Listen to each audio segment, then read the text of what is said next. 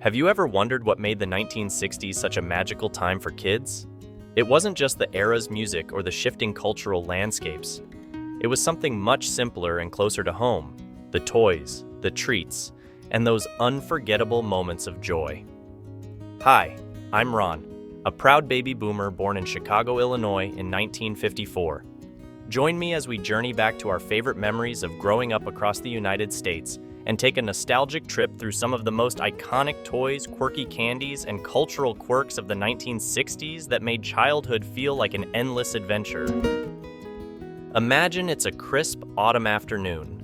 The leaves are turning shades of orange and red, and you can almost smell the Halloween candy in the air.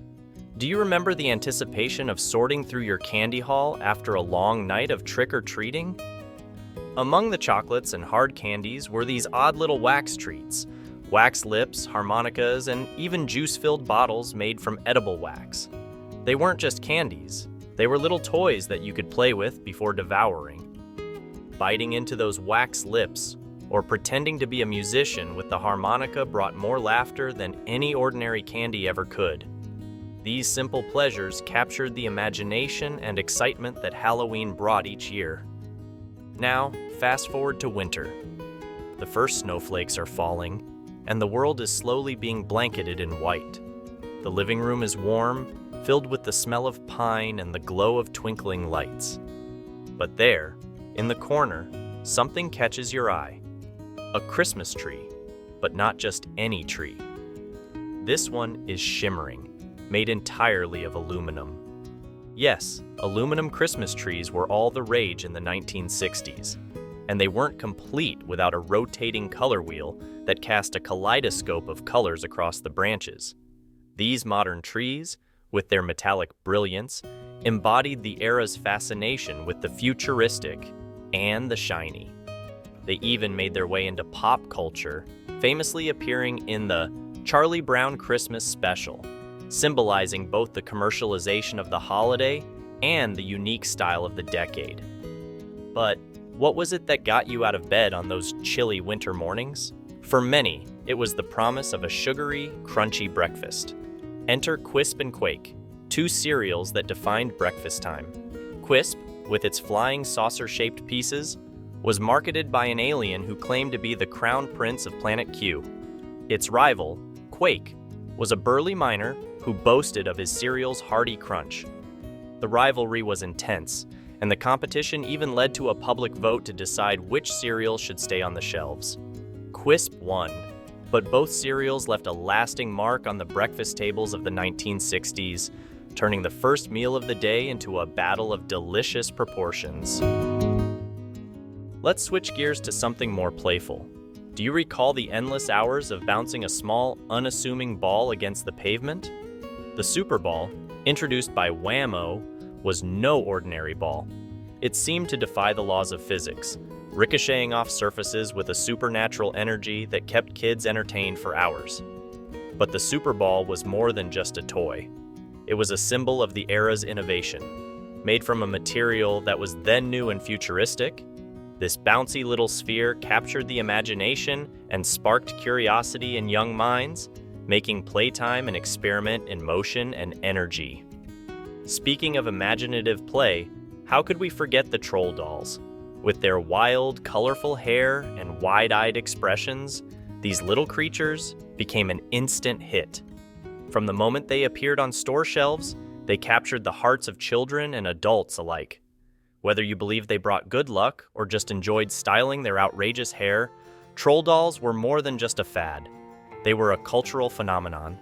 For a few years, from 1963 to 1965, you couldn't walk into a home without seeing a troll doll perched somewhere, their whimsical presence bringing a bit of magic into everyday life. The 1960s weren't just about toys and candy, though. They were also a time when television brought the world to your living room. And there was one show in particular that stood out: The Flying Nun. Imagine this: a nun, but not just any nun. This one could fly thanks to her oversized hat catching the wind just right. Sally Field brought this quirky character to life, and week after week, viewers tuned in to see her airborne adventures as she helped those in need. It was silly, it was charming, and it was quintessentially 1960s. Sally Field, with her infectious energy and girl-next-door appeal, became an icon of the decade, forever remembered as the young woman who made us believe that nuns could indeed fly. Now, let's talk about something a bit more unusual. Picture a young girl standing in front of a mirror, a bizarre-looking contraption on her head. The Pifco Princess Hairdryer. This wasn't your ordinary hairdryer. It was a hood that fit snugly over wet hair, with a comb attachment that promised to deliver salon-quality results right at home. In an era when big bouffant hairstyles were all the rage, the Pifco Princess became a must-have gadget for women who wanted to achieve those voluminous do's without spending hours at the beauty parlor.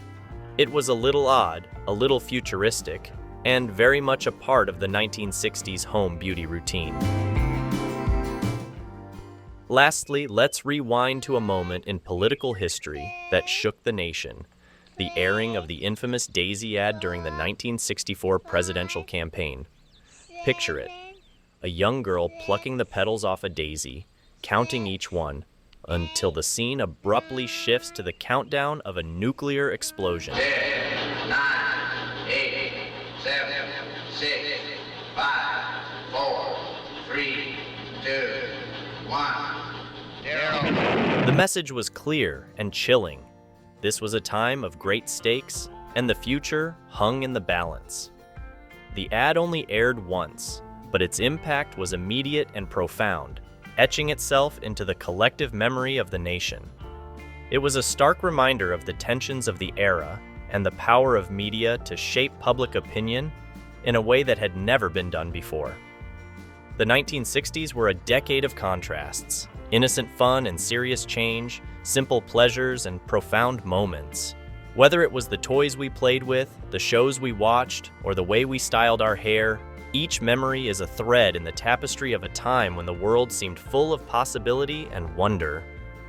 Thank you for watching, and I hope this trip down memory lane brought a smile to your face. See you on the next one.